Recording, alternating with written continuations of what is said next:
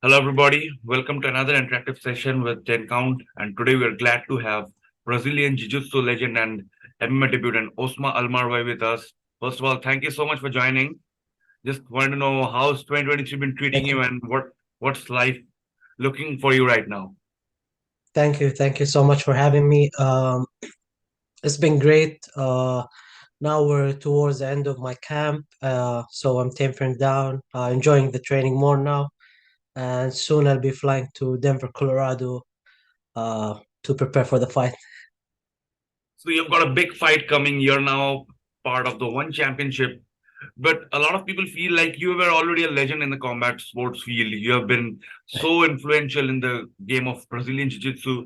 What inspired you to make a shift to mixed martial arts or to professional fighting other than BJJ? Yeah, so I started training actually when I was around 16 or 17 years old when I was in high school.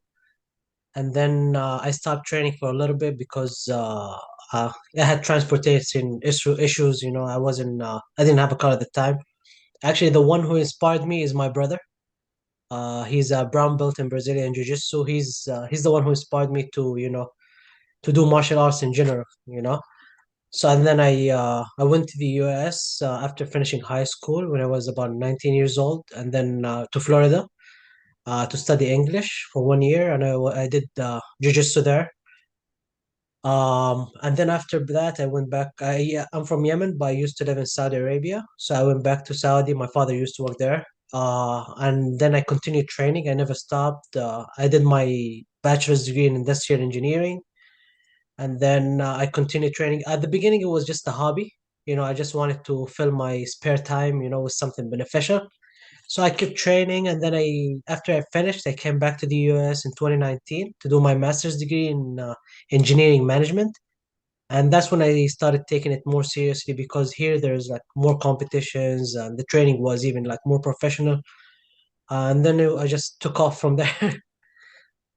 So it's really interesting to see how your life scale have went like you have done your education completely like obviously when you see a lot of other fighters, they come from a really tough background. Obviously, I'm pretty sure you had your tough days too, but you have completed Yes. your education. You could have done a great job. You could have got become an IT guy or got into a great job. But at the same time, right now you're fighting for the flyweight submission grappling world championship at one. So it's kind of massively contrasting. So when you look at it from a broader perspective, or you just sit down and look at it, what do you feel about it? Like this massive change from engineering student to fighting at one championship, like this is really a massive contrast. So how do you feel Yeah. it and what do you see about it?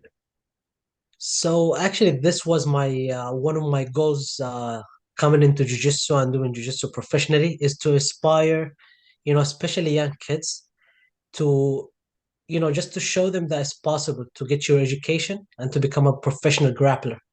It's not impossible because I saw a lot of people encouraging people to, drop off of school and, you gotta focus, which is true to some extent, but it can be done with proper time management, consistency, you just don't put any excuses.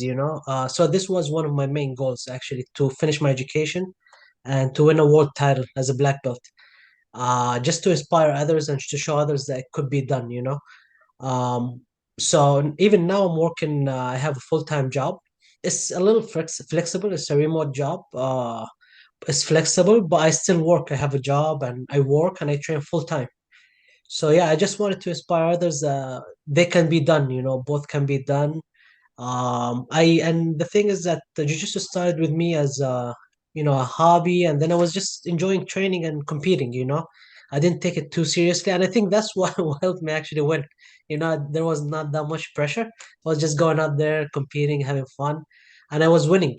At the same time because I knew I had something to fall back into if jiu-jitsu didn't go well.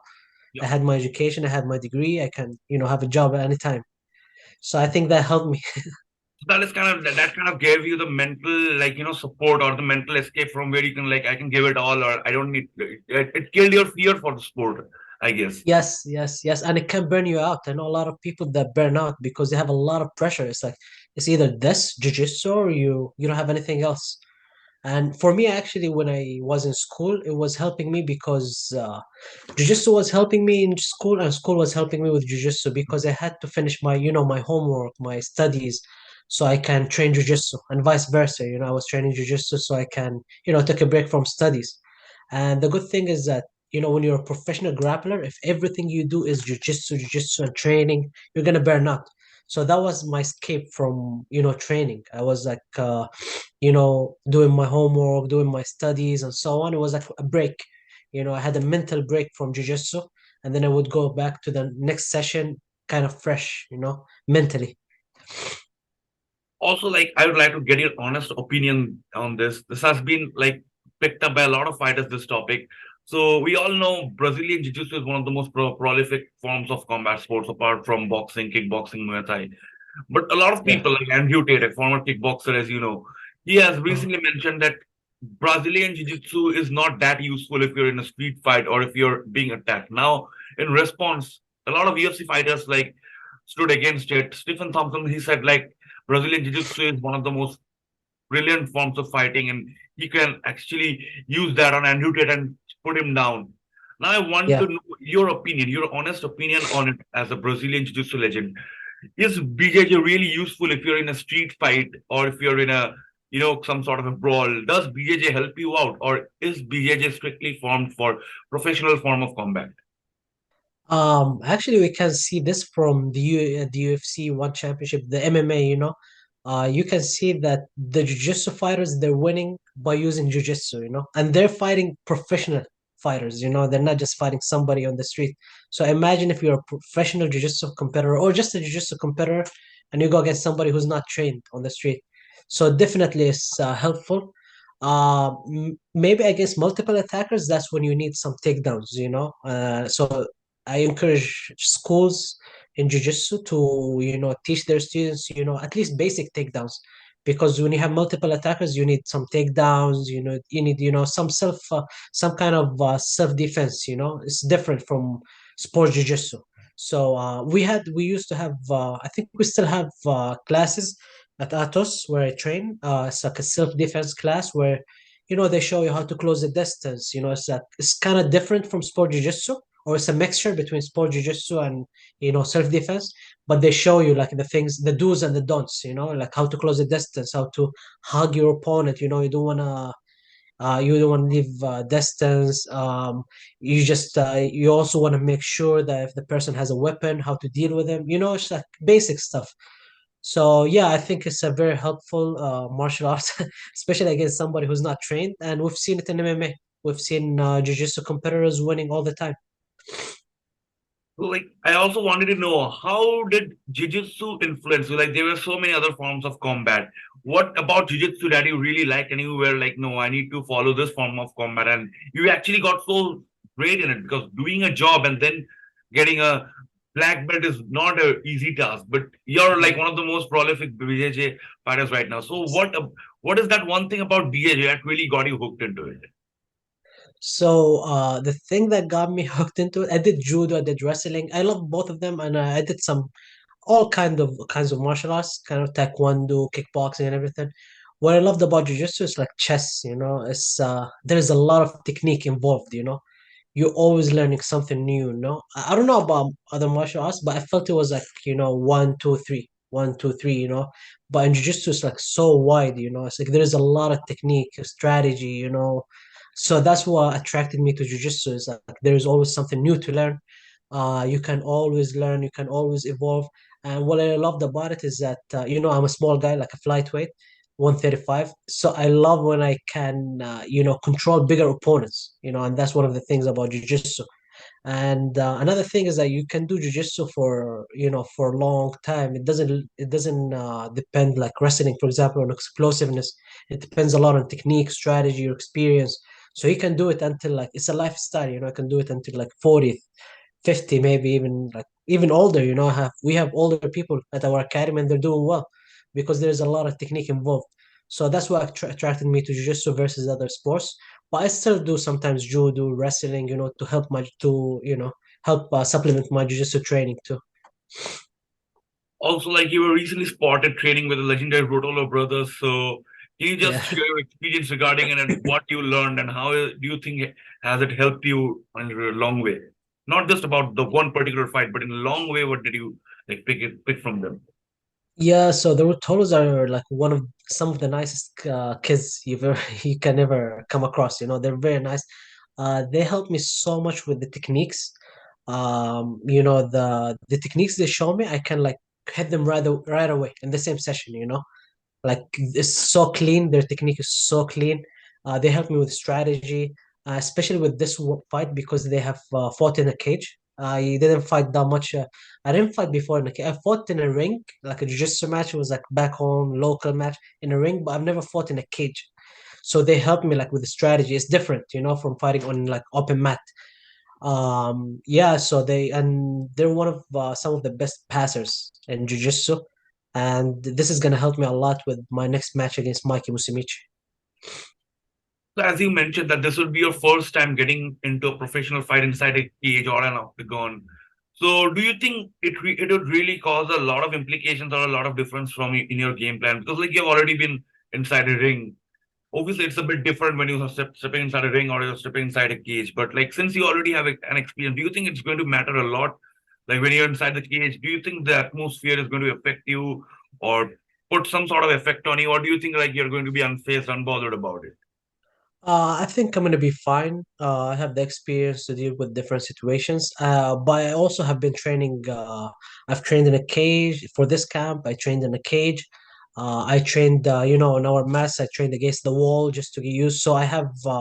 I'm preparing myself. I prepared myself for any situation in the match. So if we go against the cage, I'm ready. I know what to do, how to avoid it, how to pressure, my opponent on the cage.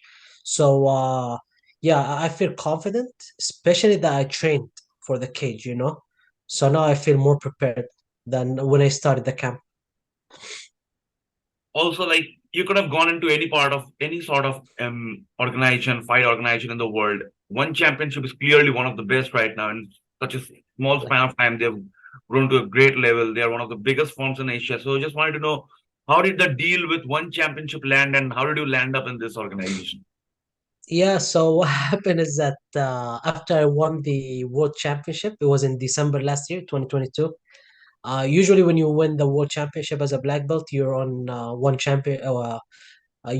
their radar, one championship's radar, you're a world champion, so they want to bring you in. And also, I was called out by Mikey. He called me out after his last win. So I was approached by one championship. They were very, very professional about it. They're very nice. Yeah, one of my best experiences so far. And I was like, yeah, let's do it. Mike is one of the best, and I'm now, the best in my division as a black belt. And I said, yeah, this fight makes sense the most. And I'm so glad to be, a part of one championship. I've been watching them for a while. I love what they're doing for the different martial arts, what like the mixing the martial arts, MMA, Muay Thai, Jiu-Jitsu, grappling, I love that. I love that. Now, yeah, I think they're the only organization that does this Yeah, at this like yeah, level. clearly. So I'm very happy to be a part of them. And hopefully I win the title and then we can run it back in somewhere in the Middle East, Qatar or something. Yeah.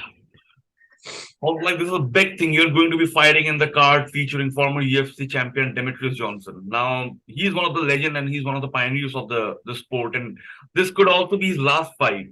So Yeah. what is that emotion fighting in the card, which is going to be headlined by the Mighty Mouse? So did you ever have a word with Demetrius Johnson, and how does it feel sharing the same event with him?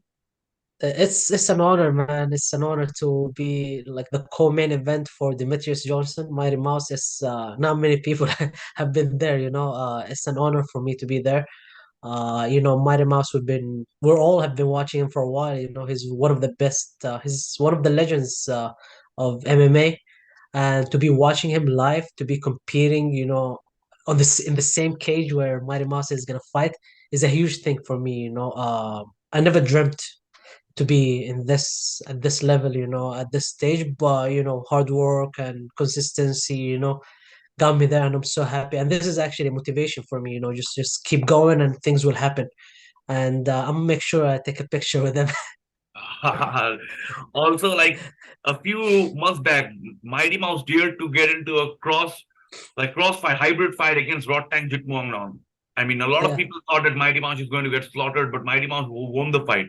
Will it interest you to do something like that, like a cross, like hybrid kind of sport where you 2 round you would be getting jiu-jitsu, 2 round you'd be getting Muay Thai or kickboxing or something like that? I mean, Yeah. concept of the hybrid fight, would it like, interest you at this point in your career, or will you still take some time before doing it? It's gonna be something definitely in the future, but for now I'm focused on jiu-jitsu, and if I do something like this, I need some training, I need some preparation. I believe in preparation. I don't believe just in jumping in and wishing for the best.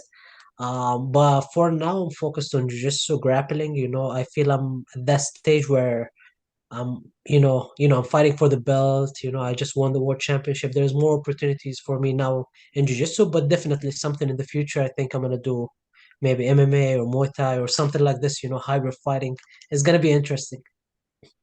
So since you have got a big fight coming, anything you want to say to the fans, to your followers, and everybody watching this video right now?